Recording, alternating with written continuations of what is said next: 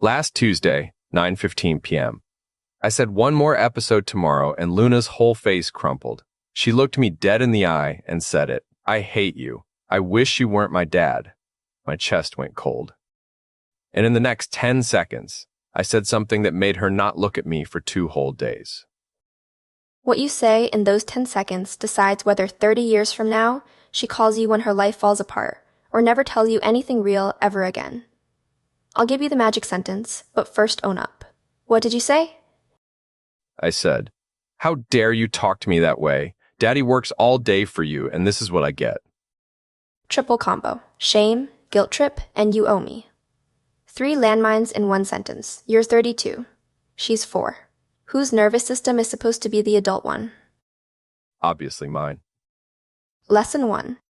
When your kid says, I hate you, she is not making a final review of your fatherhood. She hates the situation. She hates that you said no. But her vocabulary doesn't have, I'm deeply disappointed and I feel powerless. She has, I hate you. So she fires the biggest gun she's got. So I hate you is the kid translation of, I'm overwhelmed, and this is the only word I have? Exactly. Write it on your bathroom mirror. Her words are not a verdict. Her words are a translation problem. 3 minutes later, she may not even remember saying it. You'll remember it for a week. That's the worst part. Stay with me. I'll give you the exact magic sentence. But first, see why those 3 moves you ran are toxic. Because every parent runs them. Move 1. How dare you talk to me that way? She learns, my big feelings hurt Dad, so I'm not allowed to have big feelings. Adult outcome? She buries everything and explodes at her partner at 28. Move 2. Daddy works all day for you. She learns love is a transaction. Adult outcome? She picks partners who guilt trip her, and she calls it love. Move 3. You walked out. She learns strong feelings make Dad disappear. Adult outcome? She is terrified of expressing anything real, because in her body, real feelings equal abandonment. Holy crap. 10 seconds, 3 time bombs. Give me the sentence. Breathe in, squat down to her eye level, soften your face, and say, you're really angry right now. I'm right here when you're ready. That's it? No correction? No, we don't say that in this house?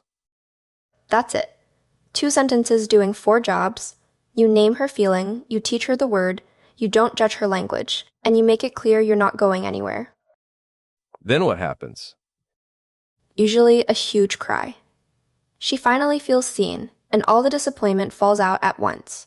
A safe meltdown next to a calm parent is 100 times healthier than a kid swallowing it.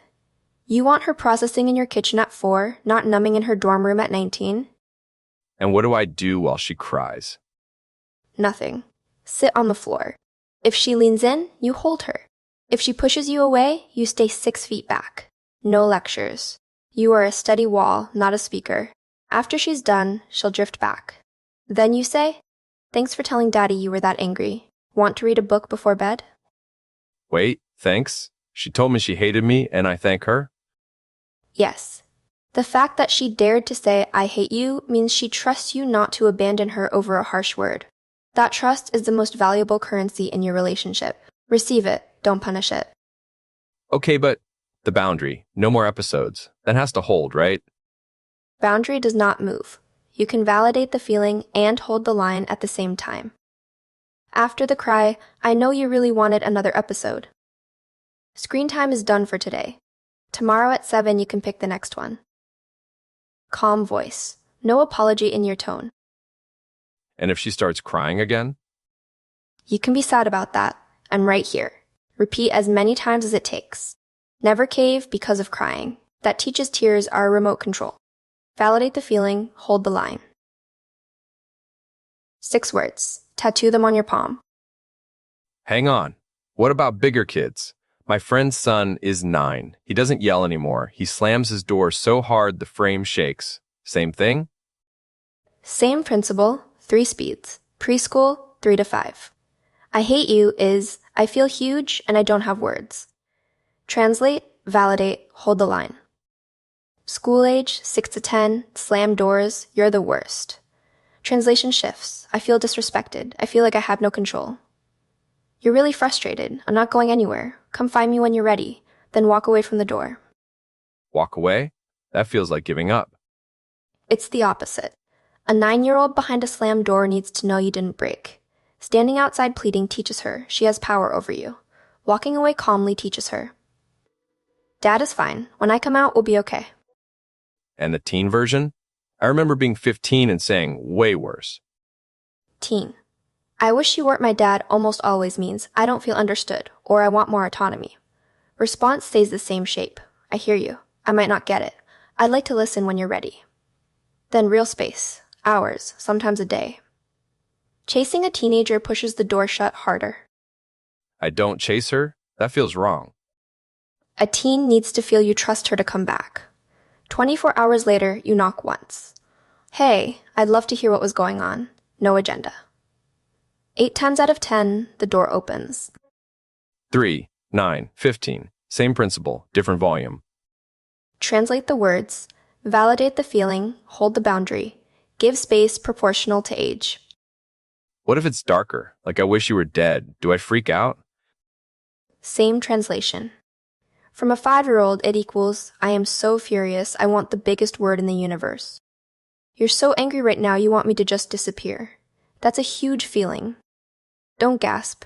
If you gasp and yell, we don't say that, you just told her that line is the nuclear option. She'll use it every fight from now on. Whatever you make scary becomes a weapon. What if I already blew it? I already did the whole how dare you explosion. Is the damage done?